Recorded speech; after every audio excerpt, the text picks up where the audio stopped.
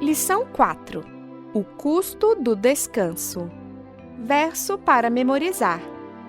Cria em mim, ó Deus, um coração puro e renova dentro de mim um espírito inabalável. Salmo 51, 10. Sábado, 17 de julho. Muitas pessoas parecem desesperadas para encontrar paz e quietude. Estão dispostas a pagar por isso. Em cidades grandes, há quartos sem internet, que podem ser alugados por hora. As regras são rígidas, não pode haver barulho nem visitantes. As pessoas pagam para se sentar em silêncio e apenas pensar ou tirar uma soneca. Cápsulas de dormir são alugadas em aeroportos. Fones de ouvido com redução de ruídos são itens populares. Há até capuzes de lona ou divisórias dobráveis para colocar sobre a cabeça e o torso para uma pausa no local de trabalho. O verdadeiro descanso também tem um custo. Embora os promotores da autoajuda queiram nos fazer acreditar que podemos determinar nosso próprio destino e que o descanso é apenas uma questão de escolha e planejamento, quando consideramos isso honestamente, percebemos nossa incapacidade de trazer o verdadeiro descanso ao nosso coração. Agostinho, um pai da Igreja no século IV, fez uma colocação sucinta em seu famoso Confissões, livro 1, ao considerar a graça de Deus. Fizeste-nos para ti, e inquieto está nosso coração, enquanto não repousar em ti. Nesta semana, examinaremos a vida do homem segundo o coração de Deus e como esse servo do Senhor descobriu o custo do descanso espiritual.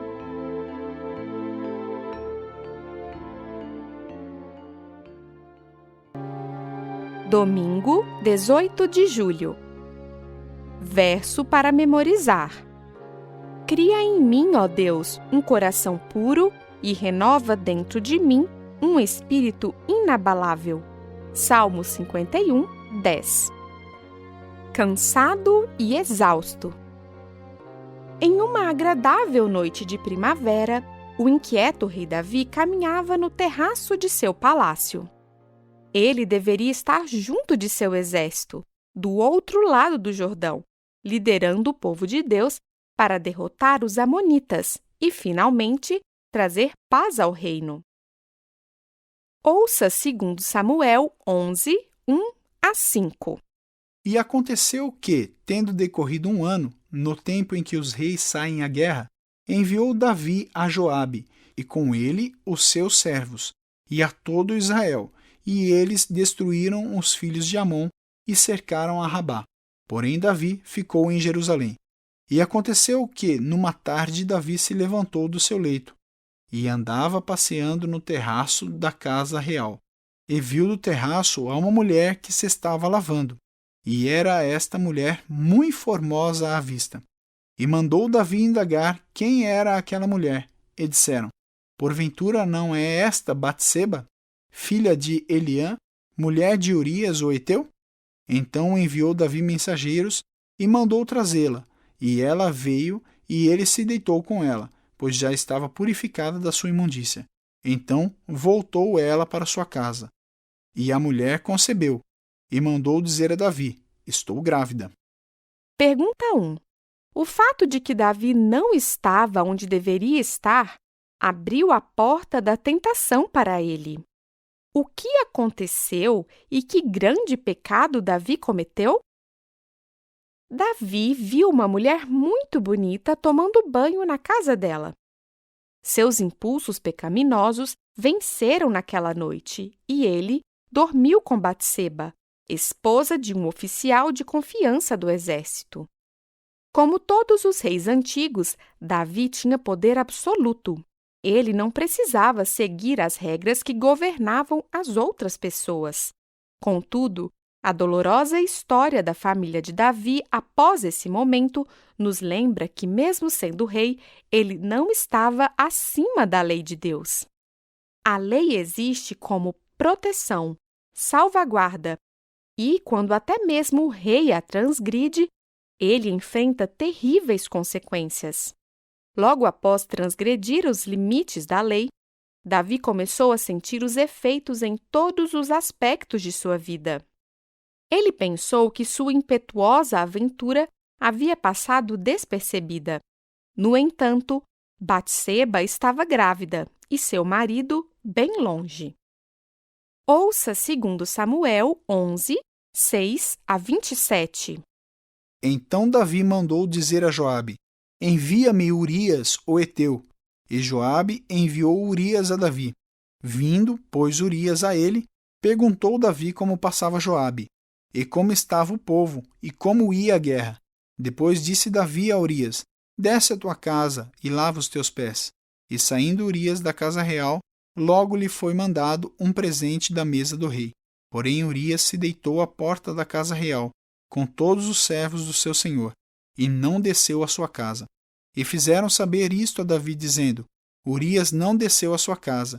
Então disse Davi a Urias: Não vens tu de uma jornada?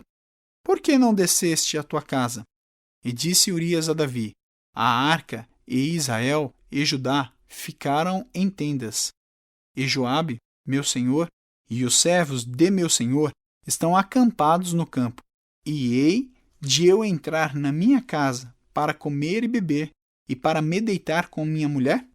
Pela tua vida e pela vida da tua alma não farei tal coisa. Então disse Davi a Urias: Demora-te aqui ainda hoje, e amanhã te despedirei. Urias, pois, ficou em Jerusalém aquele dia e o seguinte. E Davi o convidou, e comeu e bebeu diante dele, e o embebedou. E à tarde saiu a deitar-se na sua cama com os servos de seu senhor, porém não desceu à sua casa. E sucedeu que pela manhã Davi escreveu uma carta a Joabe, e mandou-lhe por mão de Urias. Escreveu na carta dizendo: Ponde a Urias na frente da maior força da peleja, e retirai-vos de trás dele, para que seja ferido e morra. Aconteceu, pois, que tendo Joabe observado bem a cidade, pôs a Urias no lugar onde sabia que havia homens valentes. E saindo os homens da cidade, e pelejando com Joabe, caíram alguns do povo, dos servos de Davi, e morreu também Urias o heteu. Então enviou Joabe, e fez saber a Davi todo o sucesso daquela peleja. E deu ordem ao mensageiro, dizendo: Acabando tu de contar ao rei todo o sucesso desta peleja, e sucedendo que o rei se encolerize, e te diga: Por que vos chegastes tão perto da cidade a pelejar? Não sabíeis, vós, que haviam de atirar do muro? Quem feriu a Abimeleque, filho de Jerubezete? Não lançou uma mulher sobre ele do muro um pedaço de uma mó corredora, de que morreu em Tebes? Por que vos chegastes ao muro? Então dirás: Também morreu teu servo Urias, o heteu. E foi o mensageiro, e entrou, e fez saber a Davi tudo o que Joabe o enviara a dizer. E disse o mensageiro a Davi: Na verdade, que mais poderosos foram aqueles homens do que nós, e saíram a nós ao campo. Porém, nós fomos contra eles até a entrada da porta. Então, os flecheiros atiraram contra os teus servos desde o alto do muro, e morreram alguns dos servos do rei, e também morreu o teu servo Urias, o heteu. E disse Davi ao mensageiro: Assim dirás a Joabe: Não te pareça isto mal aos teus olhos, pois a espada tanto consome este como aquele. Esforça a tua peleja contra a cidade, e a derrota, e esforça-o tu assim. Ouvindo, pois, a mulher de Urias que seu marido era morto, lamentou a seu senhor. E passado o luto, enviou Davi e a recolheu em sua casa, e lhe foi por mulher, e deu-lhe à luz um filho. Porém, esta coisa que Davi fez pareceu mal aos olhos do Senhor. Pergunta 2. Como Davi tentou encobrir seu pecado?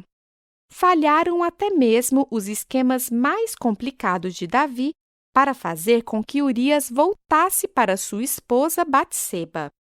Urias era um homem de reputação excelente que respondeu às dicas sutis de Davi assim: A arca, Israel e Judá ficam em tendas.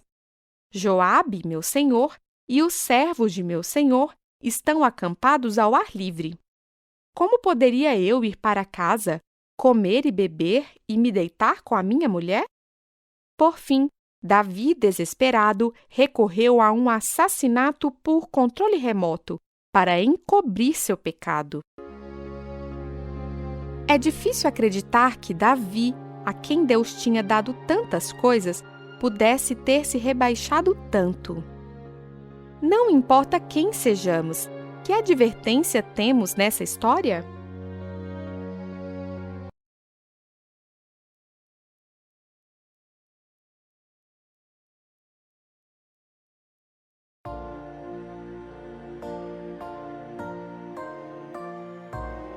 Segunda, 19 de julho. Verso para memorizar. Cria em mim, ó Deus, um coração puro e renova dentro de mim um espírito inabalável. Salmo 51, 10. Despertando a consciência. Num momento sombrio da vida de Davi, havia boas novas. Deus enviou o profeta Natã, que tinha aconselhado Davi em seus planos de construir um templo. Então, o profeta foi enviado ao rei com uma tarefa diferente. Ouça 2 Samuel 12, 1 a 14. E o Senhor enviou Natã a Davi. E apresentando-se ele a Davi, disse-lhe: Havia numa cidade 2 homens, um rico e outro pobre. O rico possuía muitíssimas ovelhas e vacas, mas o pobre não tinha coisa nenhuma, senão uma pequena cordeira que comprara e criara. E ela tinha crescido com ele e com seus filhos. Do seu bocado comia, e do seu copo bebia, e dormia em seu regaço, e a tinha como filha. E vindo um viajante ao homem rico, deixou este de tomar das suas ovelhas e das suas vacas para assar para o viajante que viera a ele. E tomou a cordeira do homem pobre, e a preparou para o homem que viera a ele.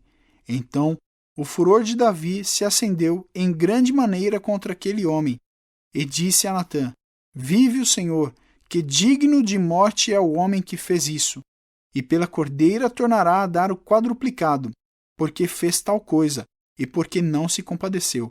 Então disse Natã a Davi: Tu és este homem.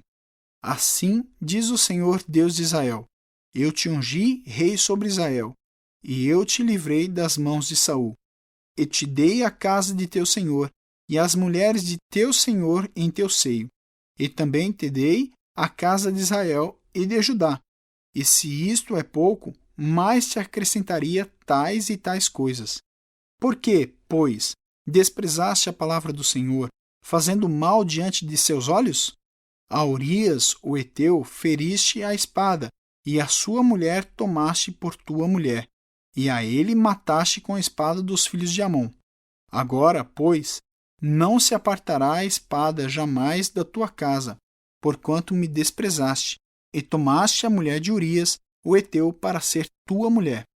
Assim diz o Senhor: Eis que suscitarei da tua própria casa o mal sobre ti, e tomarei tuas mulheres perante os teus olhos, e as darei a teu próximo, o qual se deitará com tuas mulheres perante este sol. Porque tu o fizeste em oculto, mas eu farei este negócio perante todo o Israel e perante o sol. Então Davi disse a Natã: Pequei contra o Senhor. E Natã respondeu: Também o Senhor perdoou o seu pecado. Você não morrerá.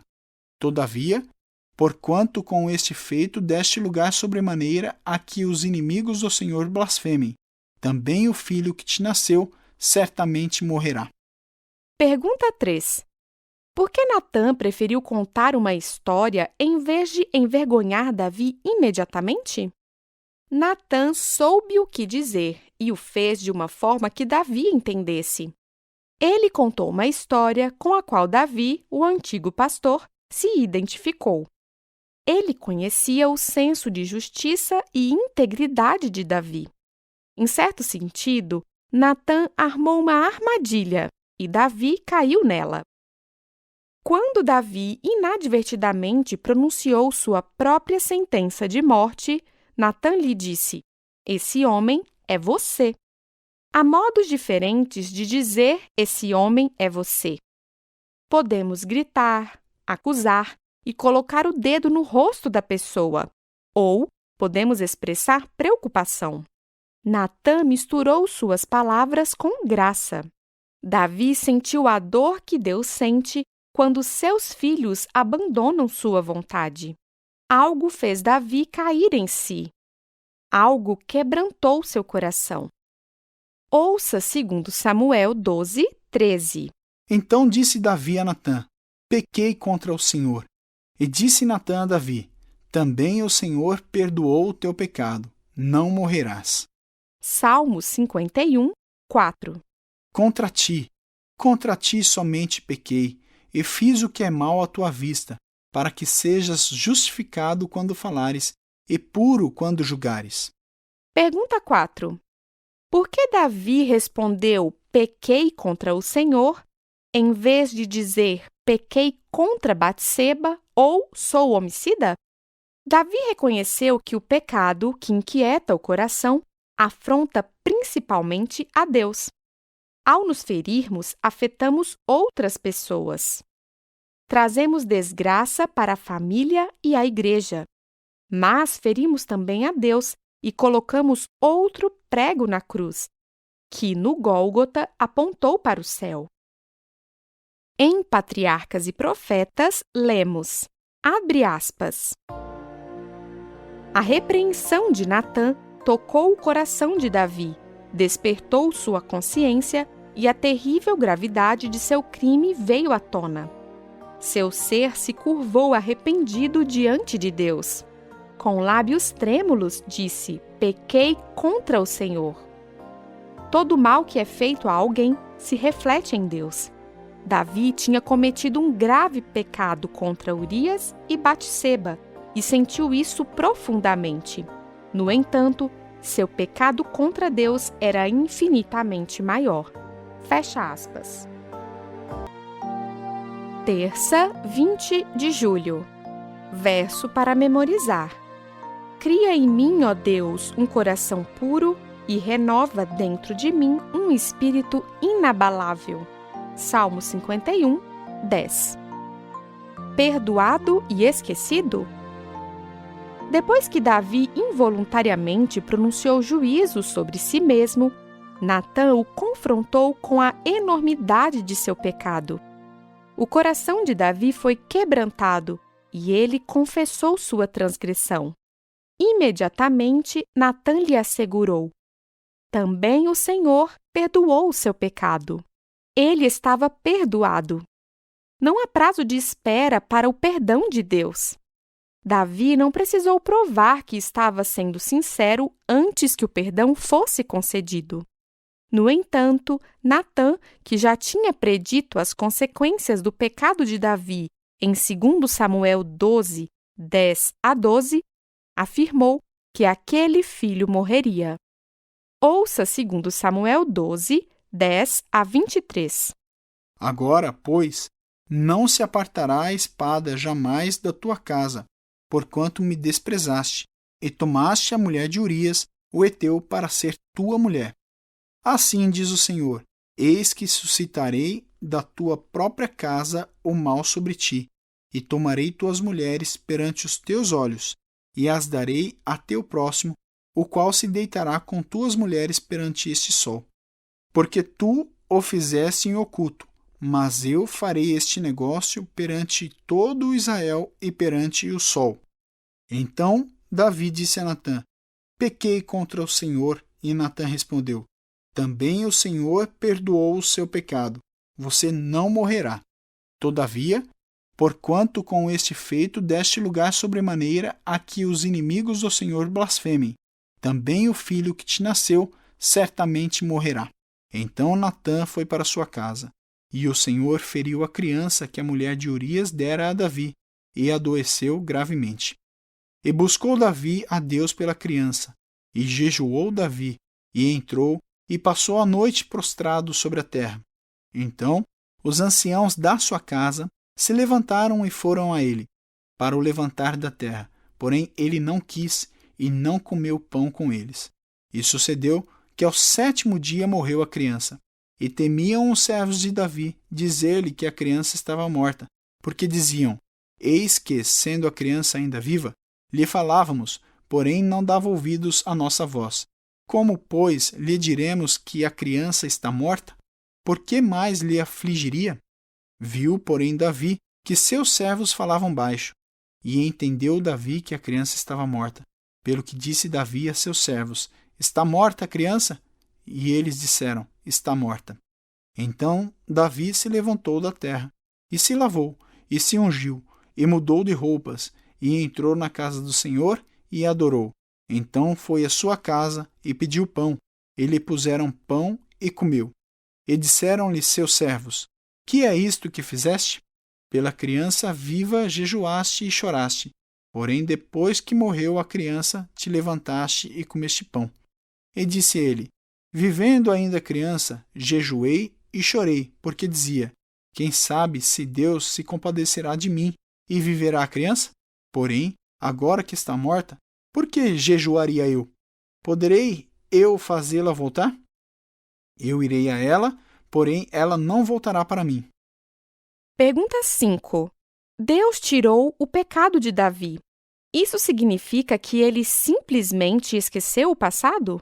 As pessoas costumam esquecer o que passou? Davi também deve ter pensado nessas questões ao ver seu mundo desmoronar. O bebê morto, sua família em desordem, as histórias de Aminon e Absalão são 2 exemplos de problemas familiares. Seu futuro incerto.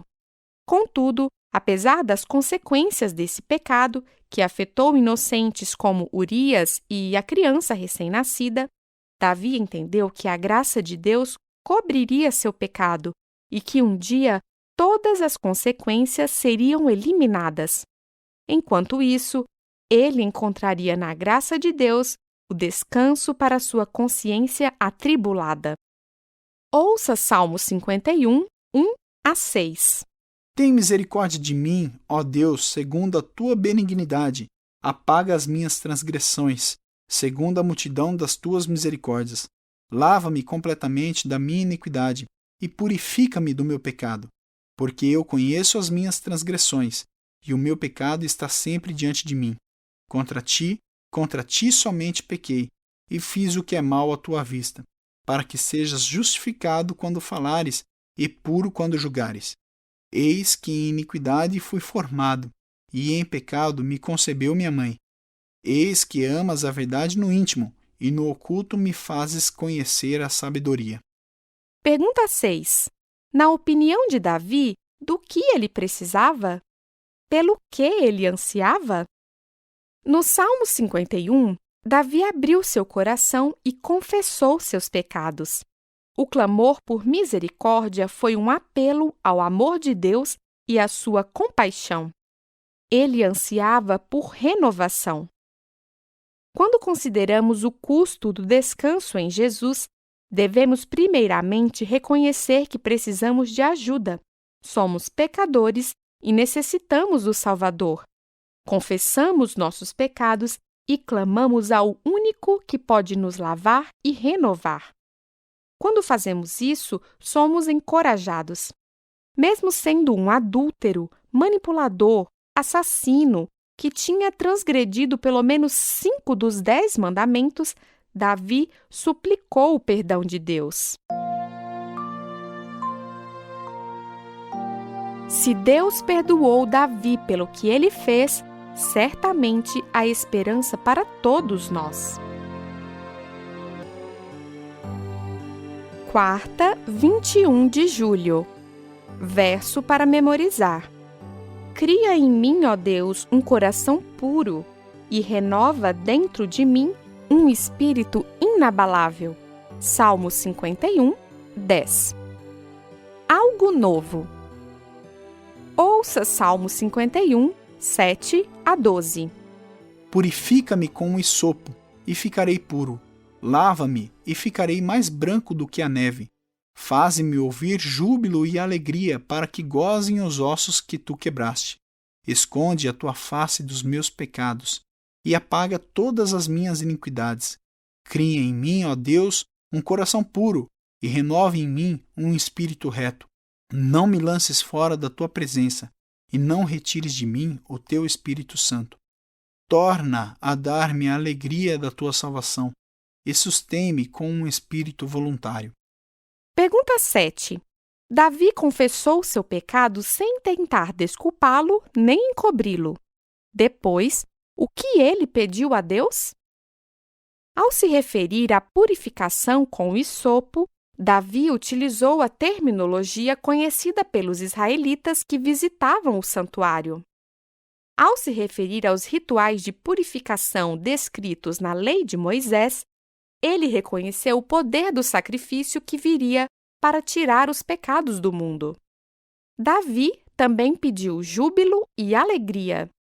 Diante da enormidade de seu pecado, esse pedido não era um pouco audacioso? Talvez seja proveitoso observar esta paráfrase. Diga-me que estou perdoado para que eu possa entrar novamente no santuário, onde possa ouvir o júbilo e a alegria daqueles que te adoram. Ouça Salmos 51, 11 e 12.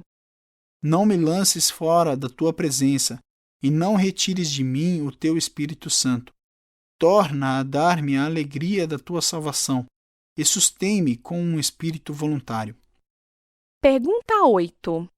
Quando Adão e Eva pecaram, eles se esconderam de Deus. Por que o pedido de Davi, mesmo depois de seu pecado, foi tão diferente? Davi não desejava perder a consciência de viver na presença de Deus. Ele percebia que, sem o Espírito Santo, ele era fraco.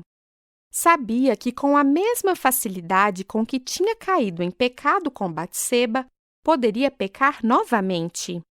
Sua autoconfiança foi destruída. Davi entendia que as vitórias futuras não viriam dele, mas apenas de Deus, à medida que ele dependesse totalmente do Senhor. A essência da vida cristã vitoriosa não está em nós, mas em Jesus. Ansiamos por sua presença, desejamos seu Espírito, queremos a alegria da salvação.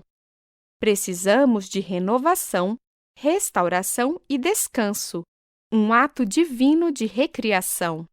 O descanso da criação não está longe do perdão. Cria em mim, ó Deus, um coração puro e renova dentro de mim um espírito inabalável. Esse verso usa a terminologia da criação. No Antigo Testamento, somente Deus podia criar, e uma vez que somos recriados, podemos descansar. Você já experimentou o júbilo e a alegria da libertação de uma consciência culpada? Algo o está impedindo de viver essa bênção? Como essa história pode ajudá-lo? Quinta, 22 de julho. Verso para memorizar. Cria em mim, ó Deus, um coração puro e renova dentro de mim um espírito inabalável. Salmo 51, 10. Refletores da luz de Deus. Depois de superar um fracasso embaraçoso e experimentar o perdão, a coisa mais natural a fazer é tentar esquecer que o evento aconteceu. Lembranças de derrotas podem ser dolorosas. Ouça Salmo 51, 13 a 19. Então ensinarei aos transgressores os teus caminhos, e os pecadores a ti se converterão. Livra-me dos crimes de sangue, ó Deus, Deus da minha salvação, e a minha língua louvará altamente a tua justiça.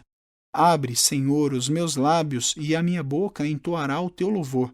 Pois não desejas sacrifícios, senão eu os daria. Tu não te deleitas em holocaustos. Os sacrifícios para Deus são o espírito quebrantado. A um coração quebrantado e contrito não desprezarás, ó Deus. Faze o bem a Sião, segundo a tua boa vontade, edifica os muros de Jerusalém. Então te agradarás dos sacrifícios de justiça, dos holocaustos e das ofertas queimadas. Então se oferecerão novilhos sobre o teu altar. Pergunta 9. O que Davi desejava fazer com sua experiência dolorosa? Quando uma tigela ou um vaso precioso cai e se quebra, normalmente suspiramos e jogamos fora os cacos inúteis. No Japão, existe uma arte tradicional chamada kintsugi, especializada em recriar cerâmica quebrada. Um metal precioso, como o ouro ou prata líquida, é usado para colar as peças quebradas e transformar o item destruído em algo de beleza e valor. Cada vez que Deus perdoa nossas transgressões e nos recria, algo muda. O precioso perdão de Deus cola nossos pedaços e as fissuras visíveis podem chamar a atenção para sua graça. Podemos nos tornar os alto-falantes de Deus. A minha língua exaltará a tua justiça. Não tentamos nos consertar nem melhorar por nós mesmos. Nosso espírito quebrantado, nosso coração contrito, são louvores suficientes a Deus e são raios de luz que o mundo pode ver. Nossa experiência de ter sido perdoados atrai aqueles que buscam o perdão. Ouça 1 João 1:9. Se confessarmos os nossos pecados, Ele é fiel e justo para nos perdoar os pecados e nos purificar de toda injustiça. Pergunta 10. Que relação existe entre esses versos?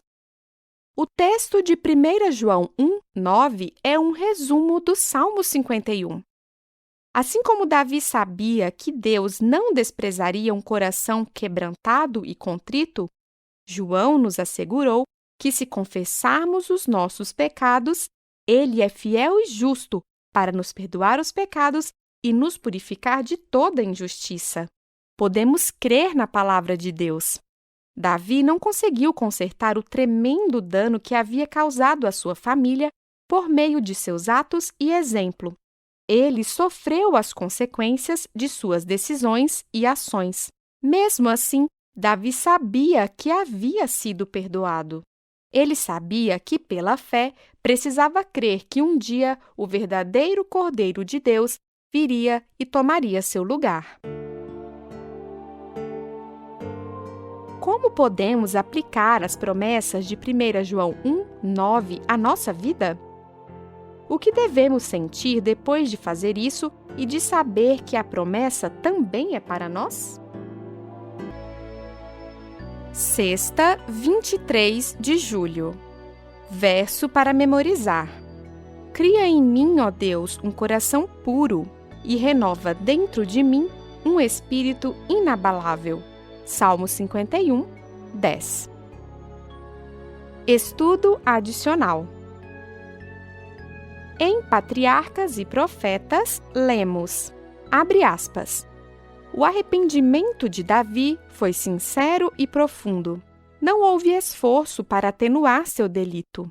Sua oração não foi inspirada em nenhum desejo de escapar dos juízos que o ameaçavam. Percebeu a contaminação de sua alma e sentiu repugnância por si mesmo, em consequência de seu pecado. Não era unicamente pelo perdão que ele orava, mas pela pureza de coração. Nas promessas de Deus aos pecadores arrependidos, ele via a prova de seu perdão e aceitação. Sacrifícios agradáveis a Deus são o espírito quebrantado, coração compungido e contrito, não o desprezarás, ó Deus. Embora Davi tivesse caído, o Senhor o levantou. Davi se humilhou e confessou seu pecado, enquanto Saul desprezou a reprovação e endureceu o coração na impenitência. Esse episódio da história de Davi é uma das mais fortes ilustrações que nos são dadas sobre as lutas e tentações da humanidade do arrependimento genuíno. Em todos os séculos, milhares dos filhos de Deus, quando traídos pelo pecado, têm se lembrado do arrependimento e da confissão sincera de Davi. E essas pessoas têm encontrado ânimo para se arrependerem e para andar novamente no caminho dos mandamentos de Deus. Todos aqueles que se humilharem em confissão e arrependimento, como fez Davi, podem ter certeza de que existe esperança para eles. O Senhor nunca rejeitará uma pessoa verdadeiramente arrependida. Fecha aspas. Perguntas para consideração. Como equilibrar a consciência do pecado com a certeza do perdão? Por que todo pecado, em última instância, é contra Deus? O que significa isso? O que dizer às pessoas que não aceitam que os inocentes sofram? Como explicar o amor de Deus nessas situações? O grande conflito oferece uma perspectiva proveitosa? A Bíblia narra a sórdida história de Davi e Batseba. Qual é o propósito desse relato? O pecado nos separa de Deus. Como isso acontece? Por que essa separação é tão desconfortável? Por que a promessa da graça é o único remédio para a culpa?